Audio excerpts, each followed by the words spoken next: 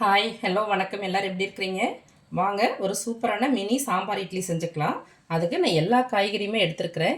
Carrot, beans, கத்திரிக்காய், பரங்கிக்காய், அரசாணிக்காய்னு சொல்லுவாங்க இல்லையா, பரங்கிக்காய், அப்புறம் 2 பச்சை மிளகாய் கீரி எடுத்துருக்கிறேன். எல்லாம் சேர்த்து பொடி பொடியாக கட் பண்ணி தண்ணியில் போட்டிருக்கேன். அது கூடவே இங்கே வந்து ஒரு 150 கிராம் துவரம்பருப்பு, ஒரு 50 கிராம் பாசிப்பருப்பு 2 எடுத்துகிட்டு நல்லா கழுவிட்டு தண்ணி வடிச்சிட்டு வச்சுருக்கிறேன். இப்போ நம்ம சாம்பார் குக்கர்லேயே 5 நிமிஷத்தில் செஞ்சுக்கலாம். நம்ம குக்கர்லேயே சாம்பார் செய்ய போகிறோம். அடுப்பு ஆன் பண்ணி குக்கர் வச்சு ஒரு 2 டம்ளர் அளவுக்கு தண்ணி சேர்த்துக்கலாம். அது கூடவே நம்ம பருப்பை சேர்த்துப்போம். இப்படி குக்கர்லேயே செய்யும் போது சாம்பார் செய்யும் போது 10 நிமிஷத்தில் நமக்கு இட்லி வித்து சாம்பார் ரெண்டுமே ரெடி ஆயிரும். பருப்பு சேர்த்துட்டு கூடவே நம்ம எல்லா காய்கறியும் சேர்த்துக்கலாம். காய் பருப்பு 2 சேர்த்தாச்சு. ஆனால் தண்ணி கம்மியாக இருக்குது. நம்ம காய்கறி மூழ்கிற அளவுக்கு நம்ம தண்ணி சேர்த்துக்கணும். இந்த அளவுக்கு போதுமானதாக இருக்கும். இப்போ வந்து நம்ம அப்படியே மூடி போட்டு ஒரு 3 to 4 விசில் வர்ற வரைக்கும் வெயிட் பண்ணலாம். சாம்பார் பாருங்கள், பருப்பு காய் எல்லாம் வெந்து ஒரு 4 விசில் வந்துடுச்சு. நான் ஆஃப் பண்ணி எடுத்து வச்சுட்டேன். நம்ம அப்படியே சைடில் வந்து மினி இட்லி ஊற்றிக்கலாம். பாருங்கள், நான் மினி இட்லி தட்டை எடுத்து வச்சுருக்கிறேன். இதில் கொஞ்சமாக எண்ணெய் தடவிக்கலாம். தடவிட்டு நம்ம இட்லி ஊற்றிக்கலாம். நம்ம தட்டில் ஃபுல்லாக நல்லா ஸ்ப்ரெட் பண்ணிக்கலாங்க. மொத்தமாக ஒரு ட்ராப் ஊற்றினாலே போதும். தட்டு பூரா நம்ம ஸ்ப்ரெட் பண்ணிக்கலாம். இப்போ நம்ம இட்லி ஊற்றிக்கலாம். பாருங்கள், உப்பெல்லாம் போட்டு மாவு கரைச்சாச்சு. இந்த மாதிரி மினி இட்லி வந்து ஒன்றோடு ஒன்று சீக்கிரம் சேர்ந்துடும். அதனால் நம்ம வந்து ரொம்ப தண்ணியாக மாவு இருக்கக்கூடாது, நல்லா கெட்டியாக இருக்கணும். அப்புறம் சின்னதாகவே நம்ம ஊற்றிக்கணும். ஊற்றுறதும் எடுக்கிறதும் தாங்க கஷ்டம், மற்றதெல்லாம் ஈஸி. மாதிரி நம்ம ஒவ்வொரு குழியிலையாக இட்லியை ஊற்றிக்கலாம். இந்த மாதிரி சின்ன ஸ்பூன் எடுத்துக்கிட்டோன்னா ஈஸியாக இருக்கும். இது வந்து 72 இட்லி வருங்க, 4 தட்லையும் சேர்த்து. 72 டைம் மாவு எடுக்கணும், 72 டைம் இட்லி எடுக்கணும். பாருங்கள், ஒரு தட்டு ஊற்றியாச்சு. இதே மாதிரி மற்ற 4 தட்டையும் ஊற்றிக்கலாம். அதுக்கு முன்னாடி நம்ம வந்து இட்லி பானையில் தண்ணியை வச்சு சூடு பண்ணிக்கலாங்க. அந்த தட்டில் நனையாத அளவுக்கு நம்ம தண்ணி ஊற்றிக்கணும். சும்மா 1 டம்ளர் தண்ணி ஊற்றினா போதுங்க. தண்ணி சூடேறட்டும். பாருங்க, எல்லா தட்டிலையும் ஊற்றியாச்சு. இப்போ நம்ம அப்படியே செட் பண்ணிக்கலாம். இது வேகிறதுக்கு 5 to 7 நிமிஷம் தாங்க ஆகும். தண்ணி கொதிச்சிச்சுன்னா 5 நிமிஷம்தான். டோட்டலாக 10 நிமிஷத்துலேயே ரெடி ஆயிருங்க. தண்ணி சூடாயிருச்சு, நம்ம உள்ளே வச்சிடலாம். மூடி வச்சிடலாங்க. இட்லி ஊற்றி வச்சாச்சு. இங்கே பாருங்கள், இங்கே நல்ல ப்ரெஷர் அடங்கிடுச்சு. நம்ம காய் பருப்பெல்லாம் வேக வச்சோண்டே சாம்பாருக்கு அது நல்லா கடைஞ்சி விட்டுக்கணும். காய் தெரியாத அளவுக்கு நல்லா கடைஞ்சி விட்டுக்கணும். எங்கேயாச்சும் 1-2 காய்கறி இப்படி இருந்தால் போதும். நல்லா கடைன்னு கடைஞ்சோன்னா ரொம்ப கெட்டியாகவும் இருக்கும், நல்லாவும் இருக்கும் சாம்பார். பாருங்கள், நல்லா கடைஞ்சி விட்டாச்சு. இப்போ வந்து நம்ம தாளித்து கொட்டி மசாலாலாம் சேர்த்துக்கலாம். அடுப்பு ஆன் பண்ணி கடாய் வச்சுக்கலாங்க. 2 ஸ்பூனு எண்ணெய் சேர்த்துக்கலாம்.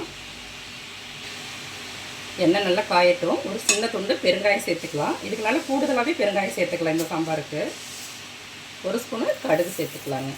கடுகு நல்லா பொரியட்டும். கடுகு நல்லா பொரியுது. அது கூடவே ஒரு கொத்து கருவேப்பிலை, ஒரு 3 சன்ன இருக்குன்னா சின்ன வெங்காயம் வந்து 1 கப்பு, பெரிய வெங்காயம் 1 கப்பு, எல்லாம் சேர்த்து தாளிச்சிக்கலாங்க. தாளிச்சிக்கலாம். நல்ல வெங்காயம் வதங்கட்டும்.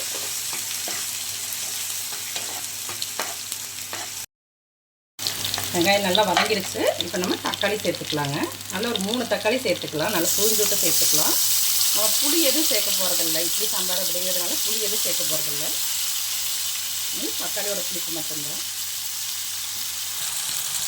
தக்காளி வதங்க கொஞ்சமாக நம்ம கல்லுப்பு சேர்த்துக்கலாம். இது நல்லா வதங்கட்டும்.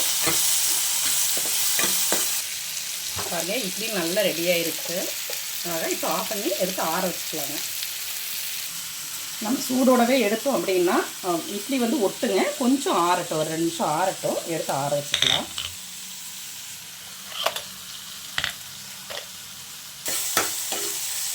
பாருங்கள், நல்லா வதங்கிடுச்சு. தக்காளி எல்லாம் நல்லா வதங்கிடுச்சு.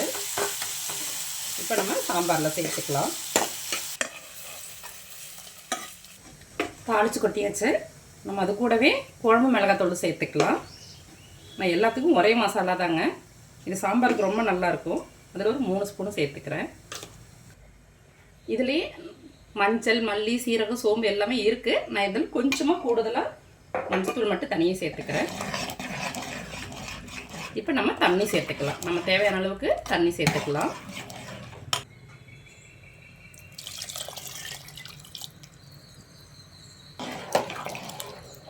பாருங்க, இப்போ ரொம்ப கெட்டியாக தான் இருக்குது. நம்ம இன்னும் கூட 1 டம்ளர் தண்ணி சேர்த்துக்கலாம்.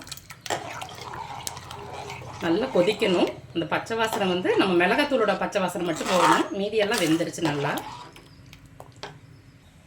நம்ம தாளிக்கும் போது கொஞ்சமாக உப்பு சேர்த்துருக்கோம். மீதி உப்பு சேர்த்துக்கலாம். நீங்கள் உப்பு பார்த்துட்டு சேர்த்துக்கோங்க. நல்லா கலந்து விட்டுக்கலாங்க. எல்லாமே நம்ம சேர்த்தாச்சு. நல்லா கொதித்து வரட்டும். இருக்க ரொம்ப கெட்டியாயிருங்க. அதனால் கொஞ்சம் நம்ம தண்ணியாக வச்சுக்கலாம். பாருங்க, இட்லி நல்லா ஆறிடுச்சு. நம்ம இப்போ எடுத்துக்கலாம். இந்த மாதிரி கொஞ்சம் ஷார்ப்பான ஸ்பூன் வச்சு நம்ம இப்படி எடுத்துக்கலாங்க. இந்த மாதிரி எல்லா இட்லியும் நம்ம எடுத்துக்கலாம். பாருங்கள், எல்லா இட்லியும் எடுத்தாச்சு. பாருங்கள், சாம்பார் அப்படியே சைடில் பாருங்கள் நல்லா ரெடி ஆயிடுச்சு. நல்லா கொதிக்குது பாருங்கள். நல்ல மணமாக இருக்கும். சாம்பார் கெட்டியாகவும் இருக்கும்.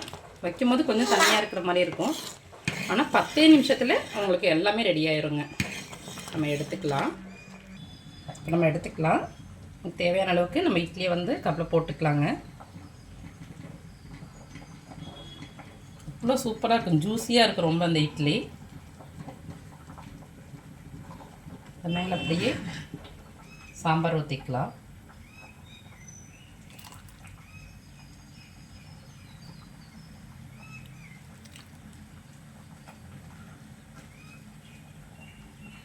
என்ன சாம்பார் தான் கொஞ்சம் நிறைய பிடிக்குங்க.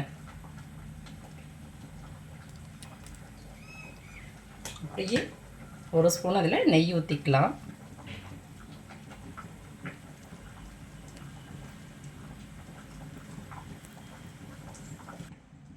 பாருங்கள், சூப்பரான மினி சாம்பார் இட்லி ரெடி ஆயிடுச்சு. இவ்வளோ சூப்பராக இருக்குங்க. பாருங்கள் எப்படி இருக்குதுன்னு. நல்லா இருக்க அப்படியே ஜூஸி ஆயிரும். நம்மளுக்கு இட்லி ஆறிடுச்சுன்னா கூட சாம்பார் அப்படியே சூடு பண்ணி அதில் ஊற்றி சாப்பிட்டோன்னா ரொம்ப நல்லாயிருக்கும். நீங்களும் இது மாதிரி செஞ்சு சாப்பிட்டு ஆரோக்கியமாக இருங்க. Okay, bye. தேங்க்யூ.